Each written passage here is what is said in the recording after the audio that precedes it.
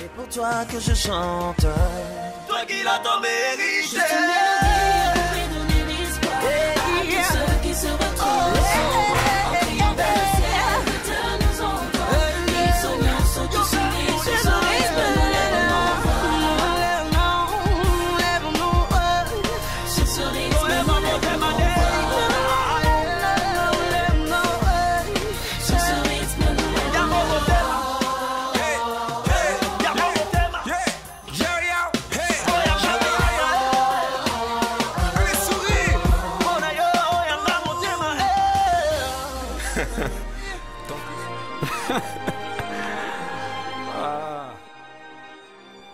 Il est facile d'être loyal quand tout se passe bien, quand toutes les choses se passent selon notre désir. Lorsque Dieu nous teste selon notre loyauté, notre intégrité, est-ce que nous demeurons loyaux? Est-ce que nous demeurons loyaux lorsque notre partenaire passe des moments difficiles? Est-ce que nous demeurons loyaux lorsque nous nous brouillons avec un ami? Est-ce que nous demeurons loyaux dans ce que nous faisons et dans ce que nous disons lorsque nous nous retrouvons face à des difficultés? Vous l'avez compris, vous êtes dans votre émission Santé Pure, votre émission pour les jeunes, par les jeunes, avec les jeunes. Nous sommes là aujourd'hui afin de parler encore de ce thème, de ce grand thème que nous avons déjà commencé, la loyauté. Aujourd'hui, nous sommes au 4e numéro et nous avons des invités, des charmantes personnes qui ont accepté d'être là aujourd'hui, qui ont accepté de nous donner de leur temps afin que nous puissions parler de ce thème.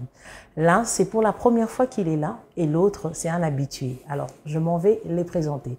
Shalom, Pasteur Anthony. Shalom. Vous allez bien? Très bien, Dieu le fait grâce à moi. C'est la première fois dans notre émission. Oui, oui, le début.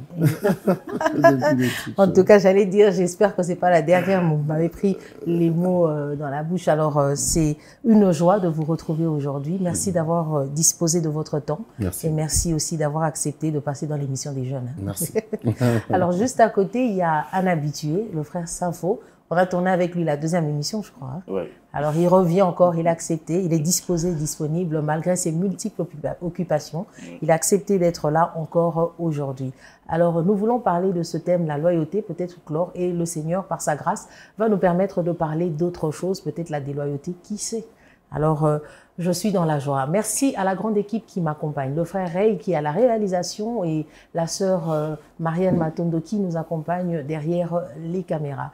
Alors, je vous dis aussi merci à vous tous d'être fidèles à cette émission et merci d'avoir accepté d'être scotchés en ce moment pour votre émission. Avant que nous puissions entrer dans le vif du sujet, je vais demander à la réalisation de nous proposer une pause et nous revenons tout de suite après.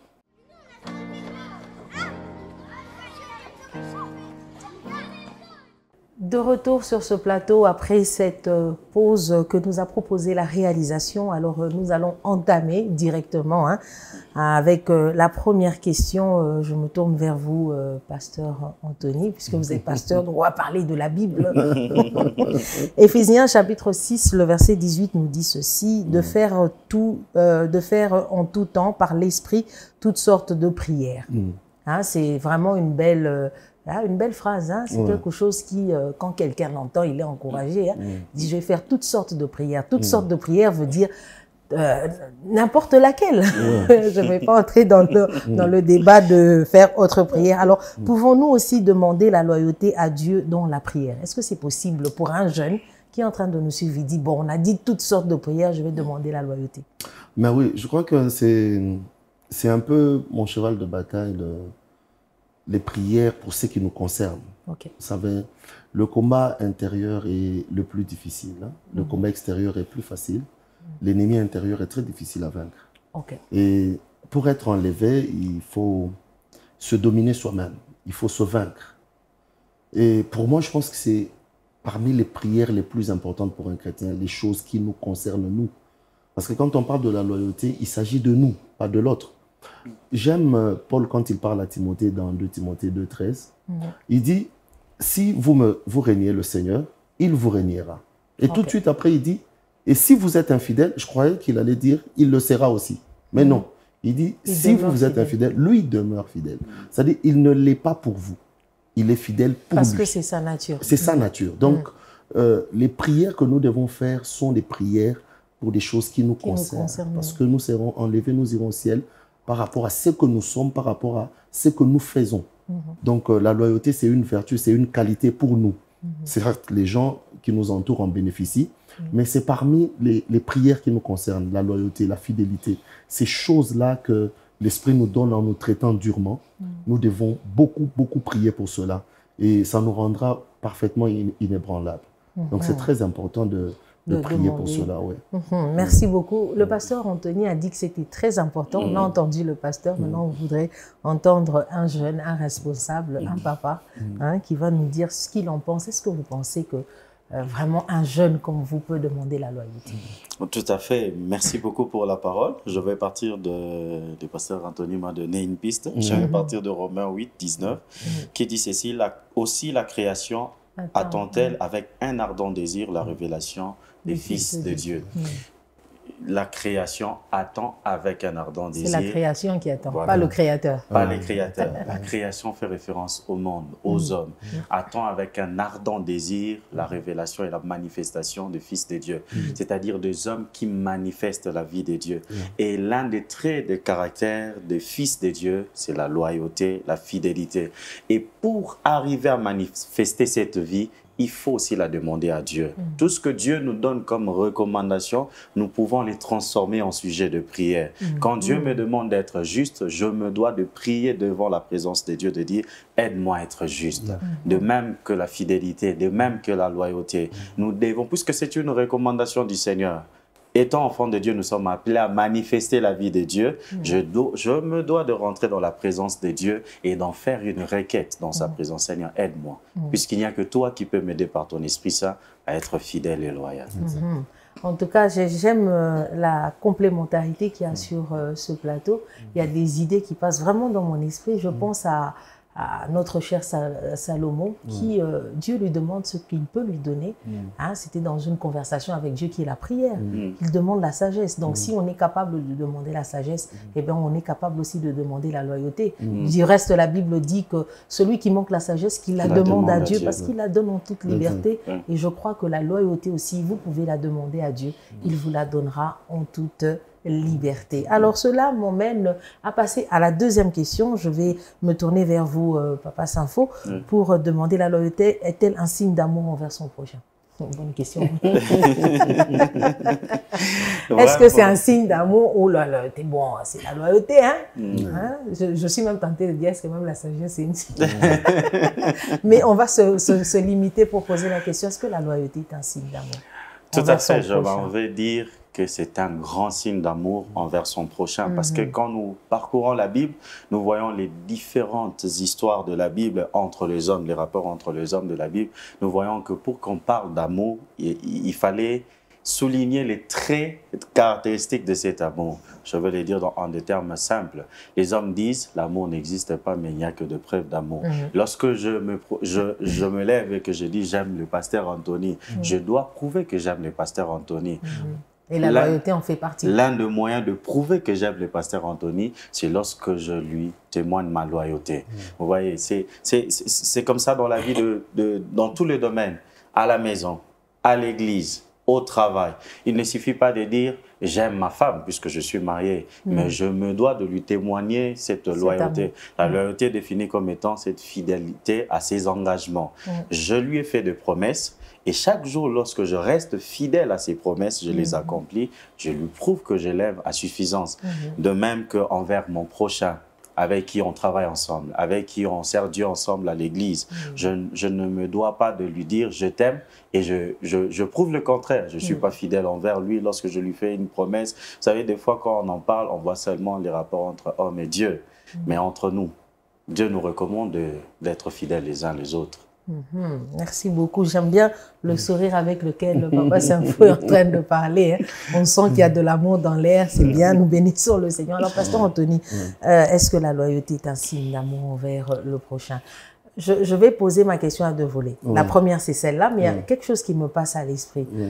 Vous, en tant que pasteur, quand les personnes sont loyales envers vous, est-ce que vous vous sentez vraiment aimé? Non seulement aimé, mais en sécurité. Merci beaucoup. Alors, ça va de même pour tous les collaborateurs. Exact, exact. Il faudrait ici préciser une chose. Toute la crainte de Dieu, parce que la Bible se résume dans ce que moi j'appelle le triangle de la Bible, c'est-à-dire aimer Dieu, son prochain également, et le prochain aime également Dieu. Alors, si la Bible se résume autour de l'amour, toute crainte des dieux n'a pour but que faire du bien au prochain. C'est pour ça que nous craignons Dieu. Quand vous résumez les 10 commandements, c'est juste pour aimer l'autre. On me demande de ne pas prendre la femme de l'autre, de ne pas tuer, de ne pas dérober. Tout ça, ça concerne l'autre. Je ne vole pas parce que voler, c'est se faire du bien à soi-même, tout en faisant du mal à l'autre. Donc, toute la crainte des dieux, toute la crainte des dieux ne parle que de l'amour du prochain, de l'amour des dieux. Alors, quand on est loyal, non seulement on aime le prochain qu'on voit, mais la loyauté, c'est le seul moyen de perpétuer le bien. C'est le seul moyen de voir les choses marcher après nous. Quand on est loyal, c'est pour laisser un héritage. Je le disais hier, réussir en tant que chrétien, ce n'est pas atteindre seulement mes objectifs, mais c'est laisser un héritage après nous. Si on a réussi dans la vie et que les gens après nous n'ont pas réussi, on n'a pas réussi. Donc, quand on est loyal, c'est la meilleure façon d'aimer le prochain, mais aussi d'aimer tous ceux qui viendront après nous. Et maintenant, après, en tant que pasteur, quand vous avez des collaborateurs qui ont la loyauté, vous êtes en sécurité. Vous avez l'assurance de ne pas perdre tout ce que vous faites. Vous avez la confiance de continuer à investir parce que vous savez que vous n'allez pas un jour voir tout ce que vous aviez investi être comme ça détruit. Donc la loyauté, c'est la sécurité dans nos relations. C'est ce qui solidifie un peu notre manière de vivre. Et ça vous permet de vivre avec les yeux fermés. Mais quand vous n'avez pas des gens autour de vous comme ça, vous avez tout le temps peur. Vous partez sans partir. Quand vous êtes sorti, vous pensez toujours qu'il fallait que vous soyez double, que vous restiez. Vous avez vu ce que le prophète Élisée a fait. Il était obligé d'être en même temps dans la maison et avec Géasi. Parce qu'il savait que Géasi n'était pas loyal. Il fallait en même temps être là, mais être aussi avec Géasi pour suivre la conversation avec Naaman. Et ça vous essouffle, ça vous donne beaucoup de travail. Il faut avoir vraiment ces gens. Ma prière, c'est que ces gens-là nous entourent et que nous le soyons aussi pour les autres. Merci beaucoup, très important. J'espère qu'un jeune pasteur qui vient de commencer comprend ce que vous êtes en train de dire, et un jeune aussi qui est dans un département comprend ce que Papa Saint-Faux a dit tout à l'heure. C'est très important. Il y a tellement de choses qui passent dans mon esprit. Les histoires reviennent, je pense, c'est ce que Paul disait à Timothée. Il lui dit, ce que tu as appris, il faut des hommes fidèles, il ne faut pas confier. Et c'est ça l'erreur des jeunes, parce qu'on parlait des jeunes, de ceux qui commencent l'église. On a seulement envie d'évoluer et souvent on fait les mauvais choix. On est mal entouré. Tout ce qu'on fait là va tomber demain, ça ne sert à rien. Merci beaucoup, pasteur. Alors, je vais rester toujours vers vous avec cette troisième question. Tout à l'heure, vous avez parlé de la Bible, vous avez parlé de Géasi. En tout cas, je lis toujours ce verset, mais je n'ai jamais compris cet aspect-là. Alors, selon vous, quel est le parfait exemple de la loyauté dans la Bible? Et je vais poser 2 en 1 pour qu'on arrive à... Et puis, l'autre question, c'est pouvez-vous ressortir la loyauté du parcours du roi David? Alors, vous répondez aux 2 questions. Le meilleur exemple de la loyauté, ça ne peut être que mon patron, Jésus. Vraiment. Bien sûr. Le patron des patrons. Je ne vois pas meilleur que lui. C'est l'exemple. L'exemple parfait. J'aimerais aussi préciser que quand on est loyal, c'est d'ailleurs ça, je ne sais pas si ce sera peut-être une question, mais c'est ça qui nous perturbe dans la loyauté, c'est que nous voulons être loyal par rapport à quelqu'un. C'est mieux d'être loyal par rapport au principe, par rapport... Qui voit Dieu, voit principe. Vous voyez? C'est pour ça que Dieu, lui, même quand on est infidèle, il reste fidèle parce qu'il n'était pas fidèle à nous. Et on précise, il ne peut pas se renier. Donc, il est fidèle à soi-même. Il reste fidèle à ce qu'il pense. Et Jésus l'a fait. À un moment donné, il a senti la peur, il a senti la souffrance approcher, mais il a prié. On parlait de la prière ici, et un ange est venu le fortifier. Il est resté fidèle jusqu'à la mort. Une mort de la croix, une mort honteuse. C'est-à-dire, il est le meilleur exemple pour moi de la loyauté. Et David, Jonathan n'était plus. Jonathan n'était plus. Vous savez, c'est quand on est dans la gloire qu'on reconnaît les bonnes personnes. Voilà. David pouvait se dire, bon, de toutes les façons, Saül n'est plus, Jonathan non plus, je m'en fous, je suis au pouvoir, j'oublie. Oui, c'est moi le chef. C'est moi le chef, patron. Mais non. Il dit, n'y a-t-il pas quelqu'un? Il y a un engagement que j'avais pris. J'avais promis, je dois réaliser. Mais ça, c'est quel amour que cet homme avait pour... Donc, il n'était pas seulement attaché à Jonathan, mais il était attaché à ses engagements. Il dit, n'y a-t-il pas quelqu'un de la maison? Et ça, chaque fois que je prêche sur cela, il ne bénit pas Méphibosheth. Il dit pas quelqu'un de la famille de Jonathan. Il dit, n'y a-t-il pas quelqu'un de la famille de Saül? Parce que c'est Saül qui était son adversaire, son ennemi. Oui. Mais lui, il dit, dans cette famille-là où il y a les méchants, où il y avait un méchant, je veux faire du bien à cause de Jonathan. Et ça, c'est vraiment la loyauté. C'est quelqu'un qui était fidèle à ses engagements et c'est très bien. Waouh. Je suis sans mots. Bon, je vais me tourner vers le frère Saint-Faux. Je n'ai pas de commentaire à faire. Alors, Papa Saint-Faux, dites-nous, selon vous, quel est l'exemple parfait de la loyauté dans la Bible? Et est-ce que vous pouvez ressortir aussi, comme le pasteur Anthony l'a fait, hein, la loyauté dans le parcours du roi David? Merci beaucoup. J'ai mis une emphase, hein, je n'ai pas dit de David, j'ai dit du roi David. Parce qu'il était quand même roi. Mais il a été loyal. Donc, est-ce que vous pouvez ressortir ça? Merci beaucoup. Merci, pasteur. Merci pour vos interventions, comme bien riches. Alors, je commence par la première phase de la question. Comme le pasteur l'a dit, il n'y a pas de modèle parfait si ce n'est que notre Seigneur et Sauveur Jésus-Christ. Il a été loyal. C'est le modèle parfait de la loyauté. Alors, je vais prendre quelque chose que j'aime bien dans la Bible. Jésus-Christ, puisqu'il avait en lui la loyauté comme étant nature, il ne s'est pas limité à manifester cette loyauté, mais il a transmis cette loyauté à ses disciples. En parlant avec ses disciples, nous voyons combien il a travaillé pour leur apprendre la loyauté les uns envers les autres. Je prends un passage dans la Bible, il trouve ses disciples en pleine discussion. Qui est le plus grand? Et pasteur l'a si bien dit, la loyauté, c'est beaucoup plus une valeur, des valeurs qu'on transmet après nous. Il se tourne vers eux, il leur dit que le plus grand d'entre vous soit les serviteurs de tous. En ce moment-là, il donne non seulement un exemple, mais il transmet une valeur auprès de ceux qui étaient avec lui. Vous savez, ce qui est beaucoup plus important lorsqu'on parle de l'exemple de Jésus-Christ, c'est de ne pas se limiter seulement à voir l'exemple, mais de voir ce qu'il a fait pour que nous puissions aussi devenir comme lui. L'apôtre Paul dit, soyez mes imitateurs comme moi-même je le suis de Jésus-Christ. Puisqu'il est le modèle parfait de la loyauté, c'est le chemin emprunté par nous tous. Nous sommes dans une émission qui est appelé Sentier pur. Voilà les sentiers purs que nous devons tous emprunter.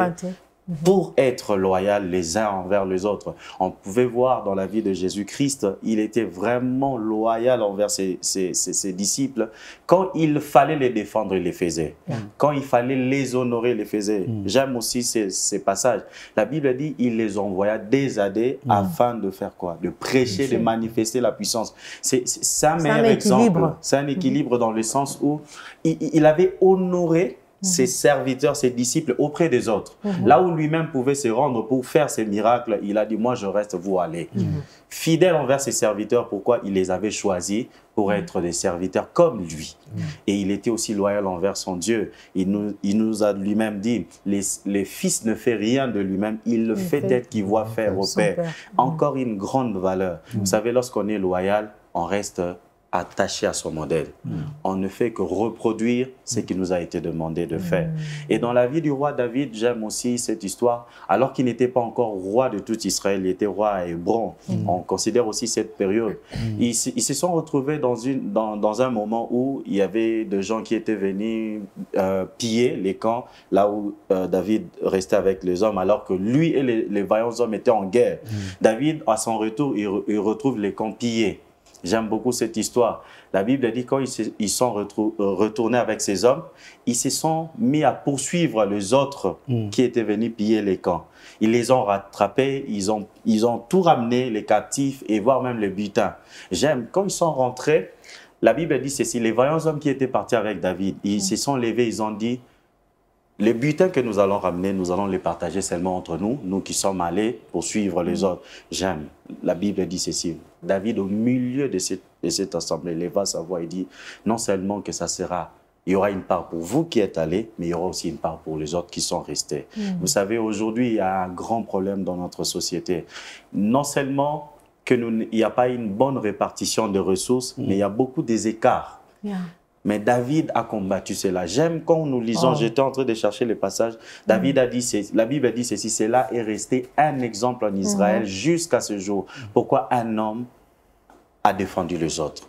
Il s'est mis à la place des autres. Il avait pris l'engagement d'être le roi de tout un peuple, pas seulement le roi d'un groupe.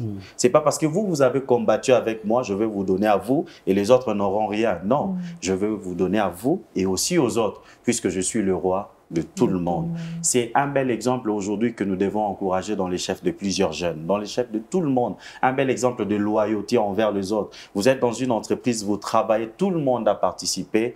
Lors de la répartition, vous devez penser à tout le monde, vous devez penser aux autres. Et ça, c'est ce que le Seigneur nous demande de faire dans notre vie de tous les jours. Et je crois que c'est tellement important. J'ai retenu quelque chose dans ce que papa est en train de dire. Communiquer ses valeurs. Oui. Souvent, nous avons des qualités, mais nous avons du mal à les transmettre. C'est ça. L'objectif, ce n'est pas seulement d'être loyal, mais de communiquer. Je prends un exemple. J'ai du mal à me promener seul. Je me promène souvent avec, toujours accompagné. Et en famille, chaque soir, j'ai l'habitude de prendre un des enfants ou de tous ceux qui habitent chez moi et de les amener quelque part. Et quand nous allons faire des achats, je fais exprès de lui demander de prendre quelque chose au choix. Et quand il prend, au retour, je lui dis, mais quand je sors avec toi, c'est pas que tu es meilleur que ceux qui sont restés. Quand je te dis, prends quelque chose, naturellement, tu dois me dire, et pour les autres. Vous voyez. Donc, c'est pour moi une façon de transmettre cet amour, cette fidélité, que la fille sache qu'elle n'est pas seule. C'est une manière pour nous de dire, je ne vis pas seul, je dois vivre pour les autres. Et donc, c'est très important de toujours faire un effort pour communiquer toutes les bonnes valeurs que nous avons aux autres. C'est très important. Très important, entre autres, la loyauté, c'est très important parce que si nous ne communiquons pas la loyauté autour de nous, eh ben, tout ce qui suivra sera des déceptions, de l'infidélité, le manque d'intégrité. Et ça sera dangereux pour les générations. La Bible dit, une génération s'en va et une autre vient. Alors, qu'est-ce que vous allez léguer à la génération qui est en train de venir? Eh ben, moi, je vous conseille de léguer la loyauté, parce que la loyauté ouvre les portes. Alors, nous continuons, mais nous allons continuer après la pause que va nous proposer la réalisation tout de suite.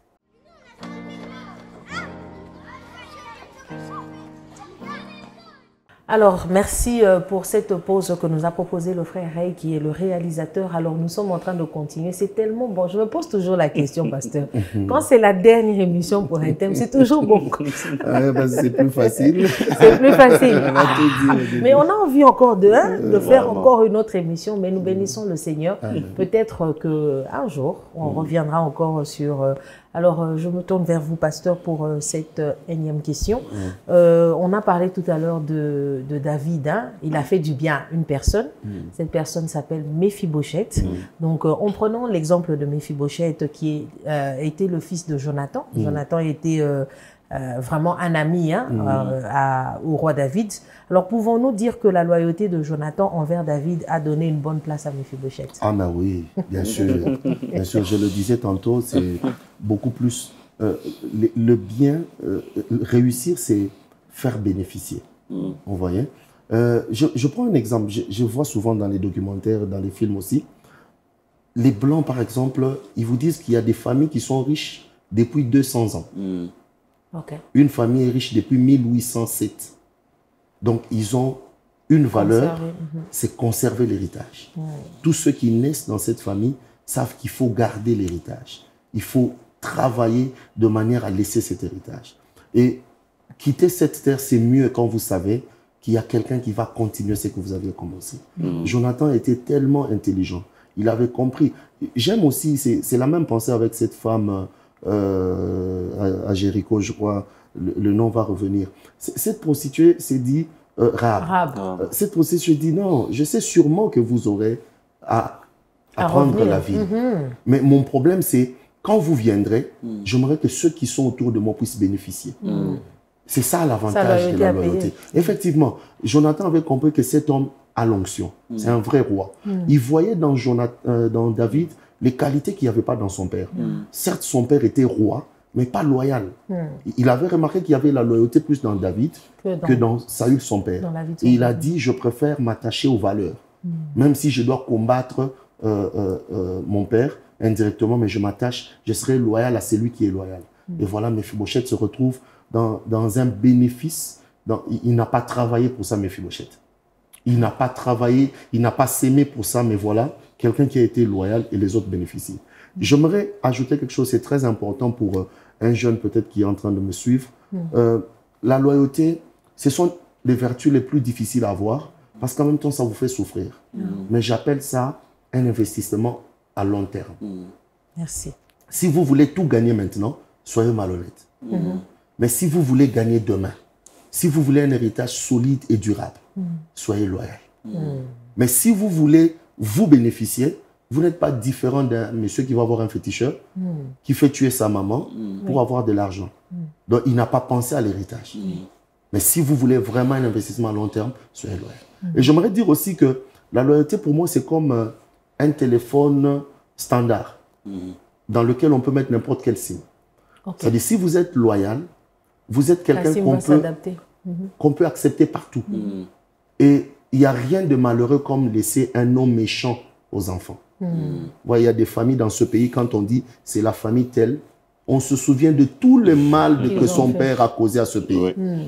Et j'aimerais vraiment, vraiment que nous puissions suivre l'exemple de Jonathan, qui a laissé un nom qui bénit les enfants après.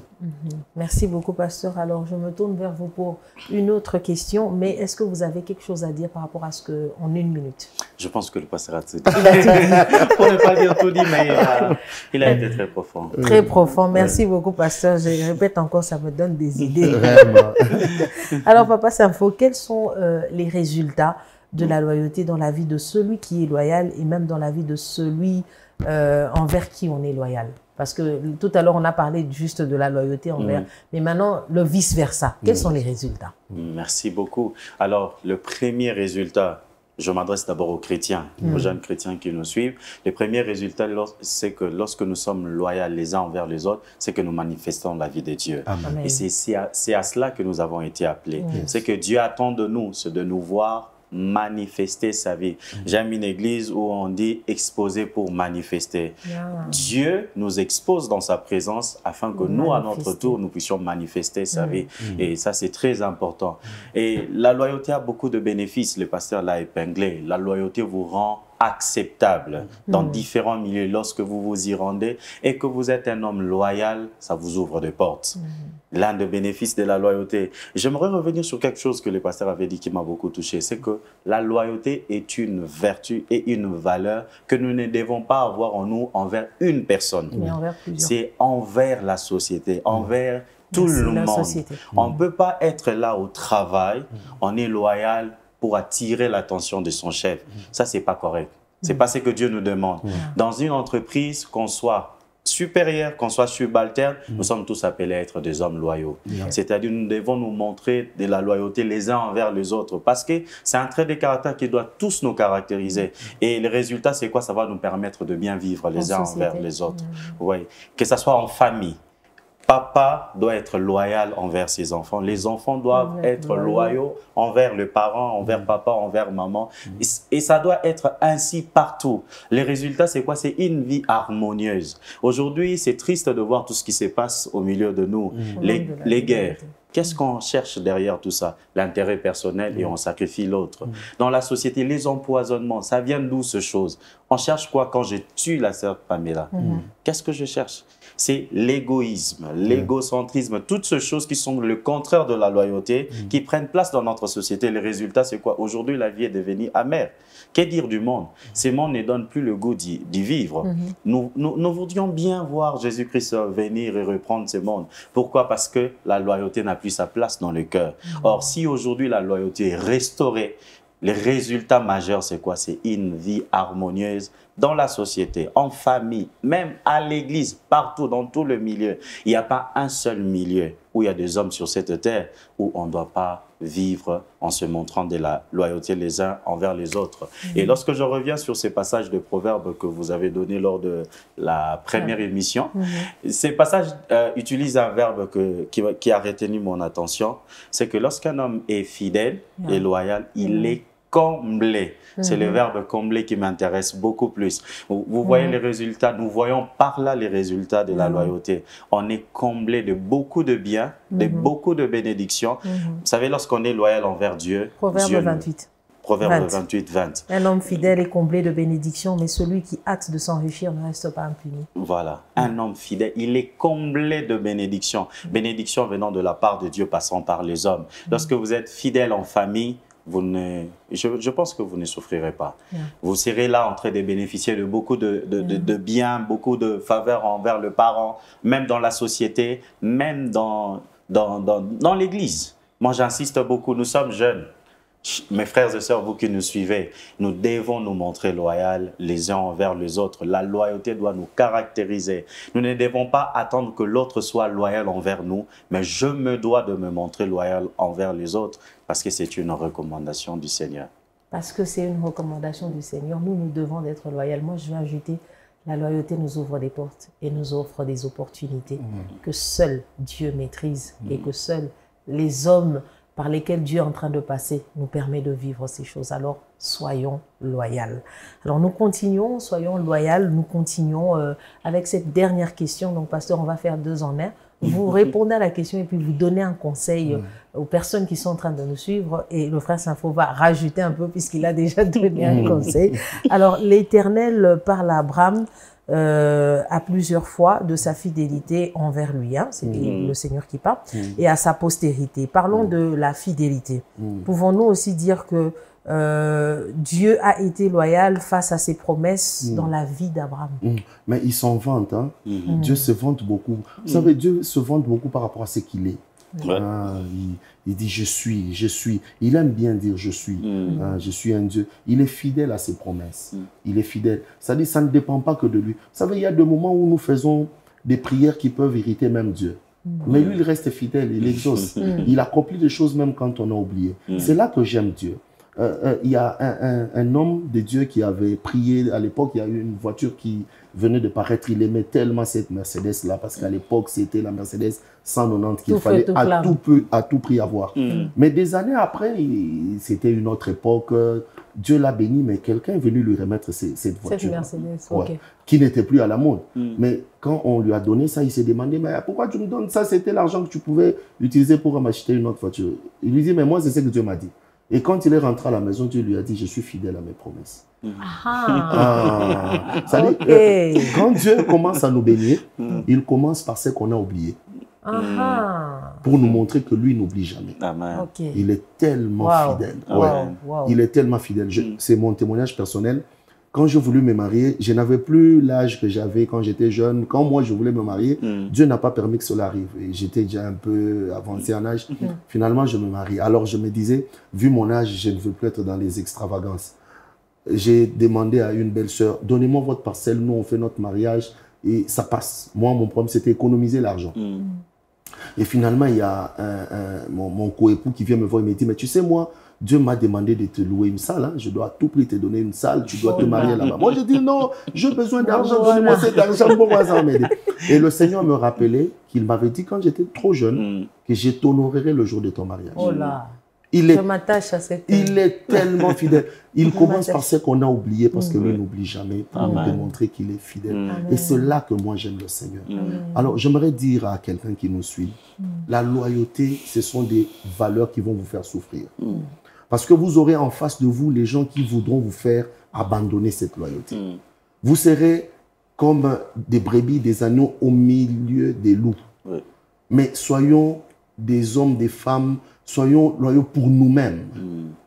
Je dis que c'est un investissement à long terme. Vous savez, je suis artiste et musicien. Les dons vous rendent plus attractifs. Mais les vertus, le caractère vous rendra durable et stable. Vite fait, il a la grâce. Quand il chante, les gens tombent. On vous invite un peu partout dans toutes les églises. Mais après, on se rend compte que vous, c'est l'argent. Après, on se rend compte qu'après avoir chanté, la prédication ne vous intéresse pas trop. Vous partez. Oui, après avoir chanté, le musicien sent comme si cette chaise-là, c'est vraiment la fournaise ardente. Il doit partir, il doit partir. Tantôt, il est sur WhatsApp. Après un temps, les pasteurs vont s'appeler pour dire, certes, il a les dons, mais il n'a pas les vertus. Je suivais le message de mon papa Mani, que je suis beaucoup. Je ne veux pas dire peut-être exactement ce qu'il a dit, mais il nous faisait comprendre que les gens, s'ils doivent chercher le ciel, ils doivent le trouver chez nous. Il faudrait que par notre loyauté, que quelqu'un croit que la Bible est vraie, que Dieu existe et il existe par nous. Garde cette vertu. David jouait à la harpe que pour des brebis. Mais il ne savait pas qu'il y avait quelqu'un qui l'écoutait et qui pouvait aller dire à Saül, il y a quelqu'un qui chante mieux, seul dans le désert. Mais il était fidèle à la répétition, fidèle à sa musique. Ce que tu fais dans la loyauté t'amènera chez le roi. Amen, amen. Merci beaucoup, pasteur. Waouh, waouh, waouh, waouh. Papa Sanfo, vous avez 2 minutes pour répondre à la question et donner le conseil. Gloire à Dieu. Merci beaucoup, pasteur. Merci. Alors, la fidélité de Dieu envers Abraham, la fidélité de Dieu envers Abraham porte à laisser des empreintes, voulais-je dire. Vous savez, lorsqu'on regarde toute la vie d'Abraham, on sait palper la fidélité de Dieu. Hier, je lisais cette histoire dans la Bible. Vous savez, Abraham lui-même, quand il a reçu de la part de Dieu la promesse d'avoir un héritage dans sa propre maison, Abraham lui-même, il était le premier à rire. La Bible a dit, il rit dans son cœur. Mais puisque Dieu est fidèle, lorsque Abraham regardait à l'impossibilité, la fidélité de Dieu était au-delà de l'impossibilité qu'Abraham pouvait voir. Vous savez, j'aimerais dire aux jeunes qui nous suivent, si Dieu n'a pas menti à Abraham, il a simplement utilisé Abraham comme un matériel didactique pour nous enseigner à nous qui il est et la portée de sa fidélité. C'est un Dieu qui ne peut pas être infidèle, c'est impossible. Et sa fidélité peut rendre toutes choses possibles dans notre vie. Le pasteur l'a si bien dit, j'ai beaucoup aimé ce qu'il a dit. Vous savez, Dieu commence par des choses que nous avons oubliées. Et pourquoi il les fait? C'est pour que nous puissions aussi témoigner de sa fidélité. Il ne veut pas que nous puissions rester là, dire, tu es le Dieu fidèle, voici ce que tu as fait dans la vie d'Abraham. Il veut faire des choses dans notre vie pour que moi, je puisse témoigner de sa fidélité. Parce que, vous savez, je vais dire une chose, le besoin de Dieu, c'est l'adoration et la louange. Et le Seigneur veut recevoir cette adoration et cette louange. C'est pourquoi il commence, par se révéler, et deuxièmement, il agit afin que vous et moi, nous puissions faire monter vers lui une louange et une adoration authentique partant de ce qu'il a fait dans notre vie. Il ne veut pas seulement que nous puissions prendre la Bible et lire l'histoire d'Abraham, non. Il veut que nous puissions ouvrir les livres de notre vie, que nous puissions puiser dans ces livres les témoignages de sa fidélité. J'aimerais dire à quelqu'un, puisque nous parlons de la loyauté, puisqu'il est fidèle, il va se manifester dans votre vie. Alors la meilleure des choses à faire comme Abraham, restons attachés à Dieu. La Bible dit, Abraham eut confiance en l'Éternel. Et nous aussi, nous devons avoir cette grande confiance à l'Éternel. Merci beaucoup, pasteur. Merci. Comme vous l'avez dit, ce n'est que le début. Ce n'est que le début. Donc, nous aurons, attendez-vous à ce que tout le temps je vous écris pour dire, pasteur, on va tomber. Je serai tellement content. Merci beaucoup, Papa Sanfo. Attendez-vous aussi à ce qu'on vous appelle pour vous dire, Papa Sanfo, venez, le pasteur Anthony est là. Il va équilibrer, il est déjà 2 ou 3 qui nous attendent un peu, mais c'était vraiment un plaisir de partager. En tout cas, ça a été un plaisir, une joie de vous avoir et de clôturer avec vous cette émission où nous parlons sur la loyauté. Que le Seigneur vous bénisse abondamment. Nous avons été édifiés. En tout cas, vous n'allez pas me contredire. Nous avons été édifiés par cette émission. Aussi par les autres qui ont commencé. C'est complémentaire seulement. Alors, pourquoi je disais, pourquoi toujours les dernières émissions sont bonnes? Parce que Dieu, vers la fin, c'est là où il vient. La Bible dit, Job dit, mon Rédempteur est vivant, il se lève le dernier. Donc, c'est en dernier, il nous a préservé ces choses pour que nous puissions être édifiés et bénis. En tout cas, merci à la grande équipe qui m'a accompagné, le frère Ray, la sœur Marianne Matondo, qui ont été la partie cachée de cette émission. Je vous dis encore merci, vous qui nous suivez sur YouTube, vous qui nous suivez sur La Parole Éternelle, vous qui êtes fidèles sur l'application, que le Seigneur vous bénisse. Je vous donne rendez-vous prochainement. Je vous annonce déjà le prochain thème. Ça sera sur la déloyauté. Ah oui, qui parle de déloyauté. Donc, nous aurons le bonheur et le plaisir de retrouver le pasteur Anthony, le frère Papa Sanfo, frère Papa Sanfo, et moi aussi, bien sûr, pour vous servir. Alors, je vous donne rendez-vous prochainement et que le Seigneur vous bénisse. D'ici là, portez-vous bien et à très bientôt. Ciao, ciao.